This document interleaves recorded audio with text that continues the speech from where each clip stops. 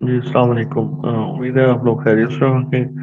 ये आज का जो लेक्चर है वो है कॉस्ट मैनेजमेंट पे, कि प्रोजेक्ट की कॉस्ट को हमने किस तरह मैनेज करना है। तो ये आज का लेक्चर हैंड आउट है कि ये बहुत ही अहम है इस हिसाब से कि जो हमने फर्स्ट वीक में डिस्कस किया था, मैंने आपको बताया था कि तीन कॉन्स्टेंट हैं इसमें। एक बजट है, एक पीपल है और तीसरा जो है वो कॉस्ट है। तो आज इस अहम टॉपिक को लेके हम डिस्कस करेंगे इस पर्टिकुलर स्लाइड पे।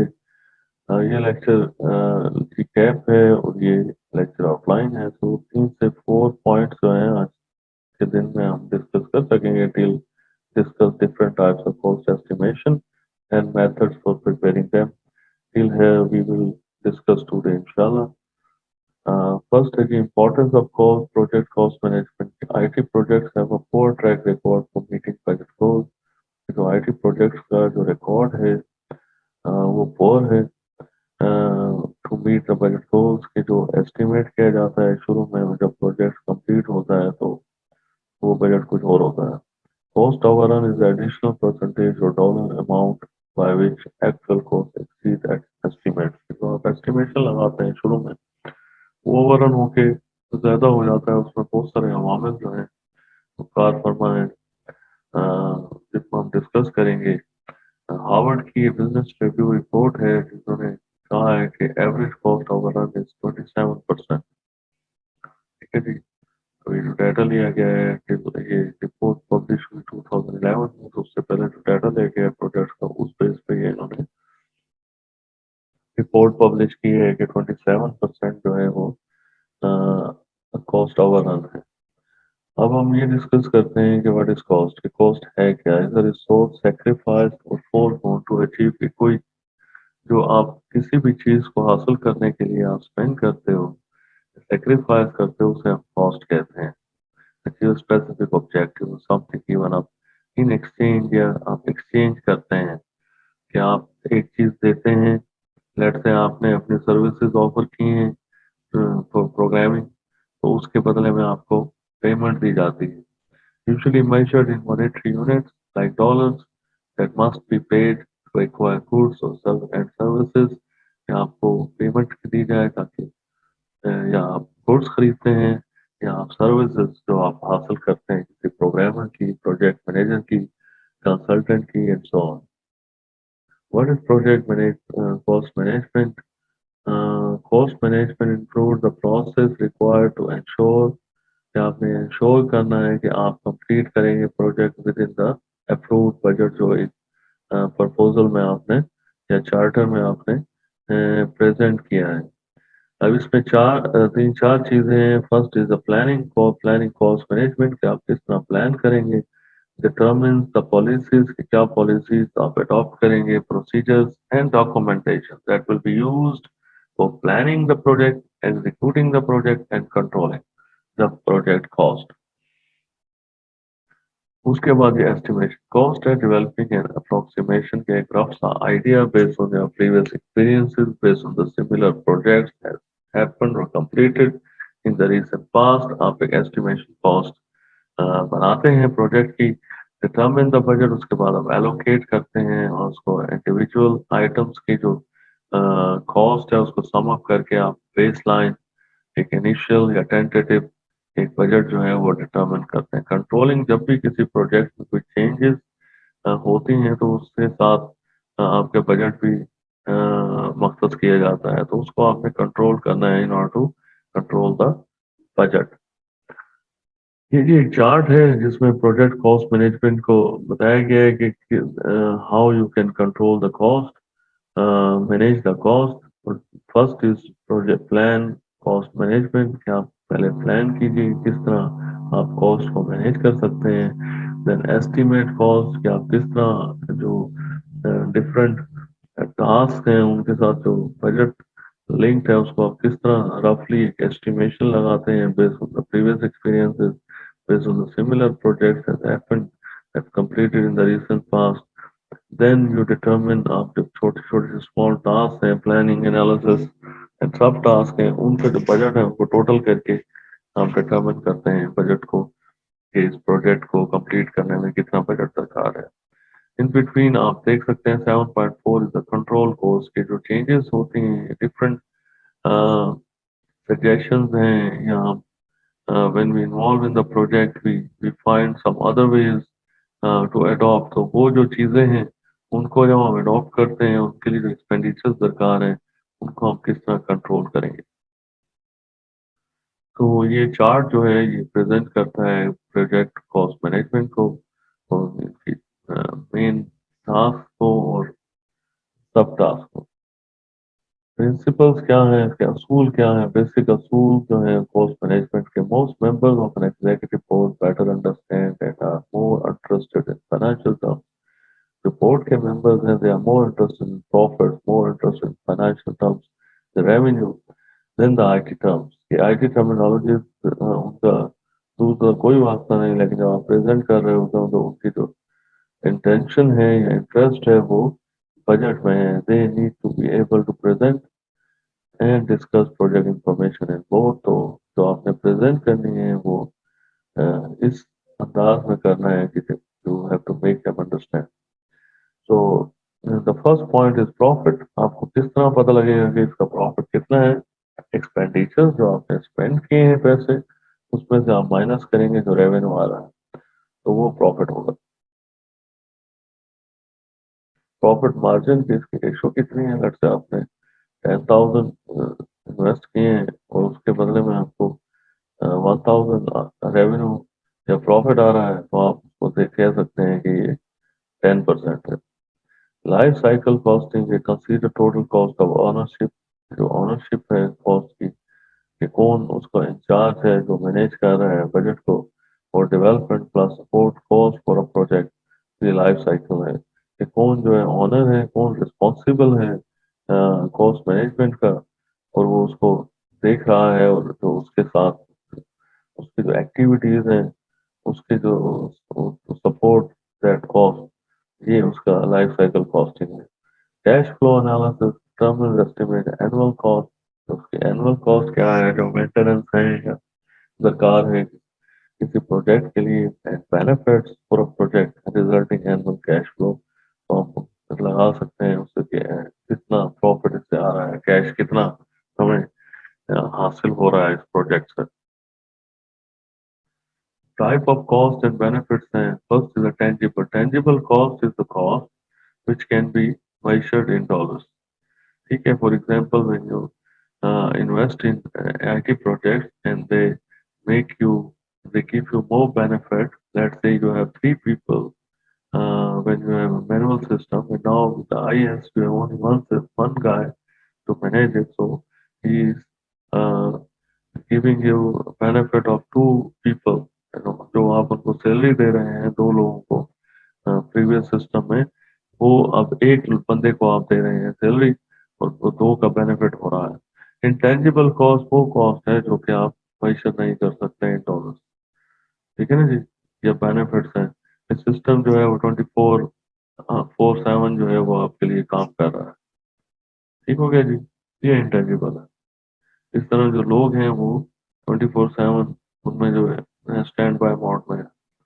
ये वो चीजें हैं, और उनकी इंटेंशन, उनका प्रोफेशनलिज्म, उनका इंटरेस्ट, ये वो है वो पैशन, ये वो चीजें हैं जो आप मैशत नहीं कर सकते डॉलर से।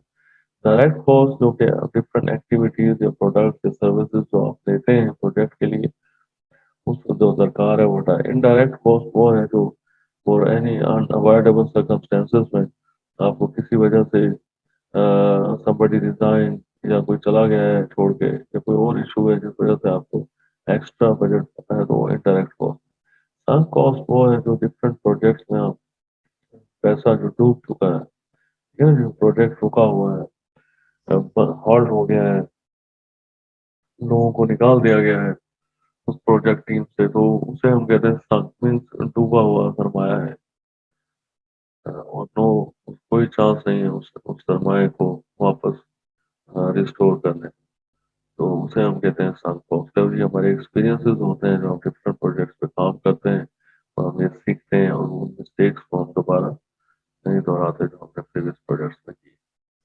इसी को हम लर्निंग कर्व कहते हैं कि learning curve theory states that when many items are produced repeatedly repeatedly, ये आप एक आइटम्स है जो है आप काम कर रहे हैं कहीं पे फॉर एग्जाम्पल, ठीक है, एक कंपनी में आप काम कर रहे हैं, एक सॉफ्टवेयर को आप इस्तेमाल कर रहे हैं, फर्स्ट वीक और आफ्टर 3 मंथ उसमें फर्क होगा आपके परफॉर्मेंस में, क्या आप सीखोगे, आप सॉफ्टवेयर को इस्तेमाल करोगे, and then you will be able to give suggestions to how we can improve the services.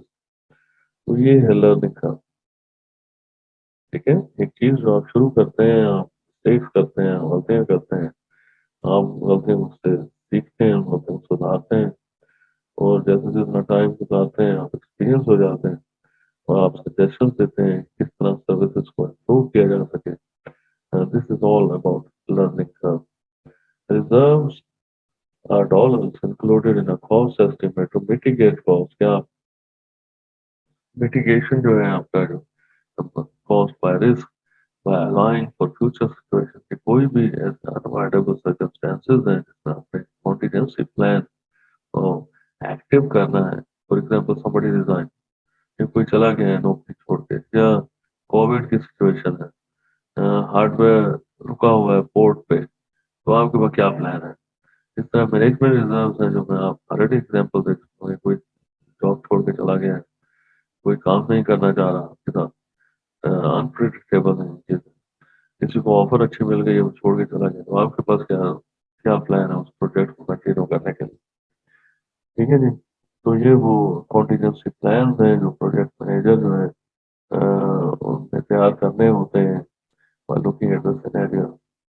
Advice for young professional, जो यंग लोग हैं जो अभी नए हैं इस फील्ड में, उनके लिए क्या एडवाइस है, वो ऑनलाइन रिसोर्सेज को इस्तेमाल करें, जो बुक्स हैं, ब्लॉग्स हैं, फाइनेंशियल टर्म्स हैं, उनको सीखें आप, ताकि आप ज़्यादा से ज़्यादा उनसे familiar हों।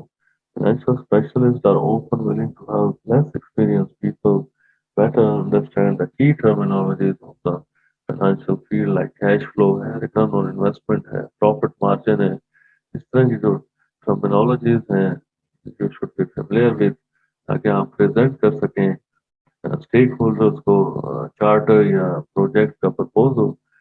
कॉस्ट जो है वो की है इसमें, आप कन्विंस कर सकेंगे इससे इतना बेनिफिट होगा, तो तभी कोई आप पे इन्वेस्ट करेगा प्रोजेक्ट में और आप उस प्रोजेक्ट पे काम कर सकें। कॉस्ट मैनेजमेंट जो है उसमें जो चीजें हैं प्लान में इंक्लूड लेवल ऑफ एक्यूरेसी, कि आप कितना अच्छा एस्टिमेट लगाते हैं वो डिफरेंट टास्क, कितना बजट इस टास्क के लिए दरकार है, यूनिट्स ऑफ मेजर किस तरह आप उसको मेजर करते हैं, किस तरह ऑर्गेनाइजेशन प्रोसीजर लिंक्स हैं, कि किस तरह जो है आप ऑर्गेनाइजेशन में आप हायरार्की को इस्तेमाल करते हुए आप रिसोर्सेज जो है वो एलोकेट करते हैं लोगों को, ताकि वो बेहतर तरीके से उस टास्क को परफॉर्म करें और कंप्लीट करें। कंट्रोल थ्रेशोल्ड के जो जहाँ लोग ज्यादा हैं वहाँ रिसोर्सेज ज्यादा एलोकेट किए जाते हैं, तो जहाँ लोग कम हैं वहाँ रिसोर्सेज कम एलोकेट किए जाते हैं। रूल्स ऑफ परफॉर्मेंस मेजरमेंट है कि किस तरह आप उनकी परफॉर्मेंस को मेजर करेंगे।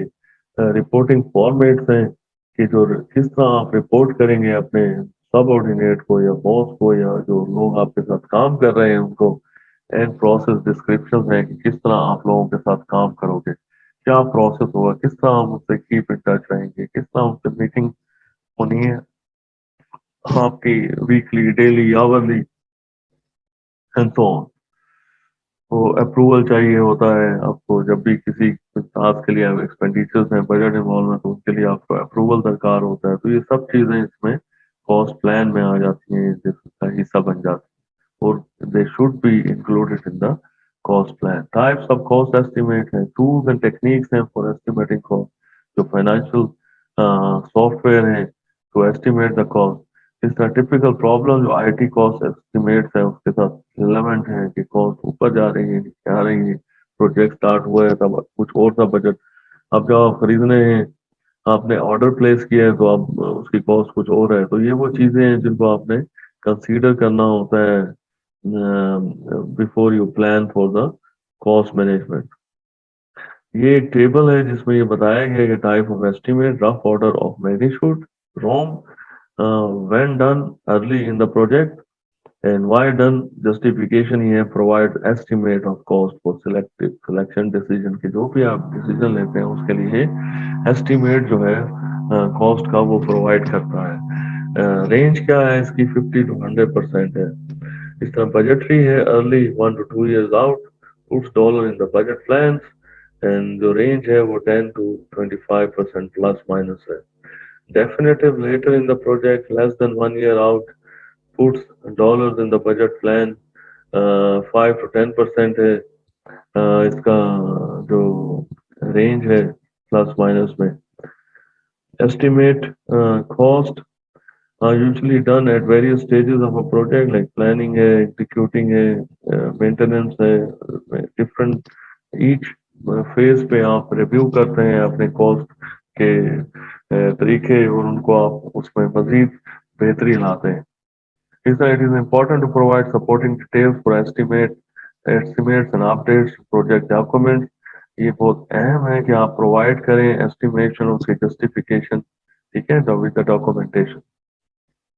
A large percentage of total project costs are often labor costs। जो लोग काम कर रहे हैं उस प्रोजेक्ट पे, that consider a large percentage of the project, let's say 100% है एक प्रोजेक्ट की कॉस्ट, let's say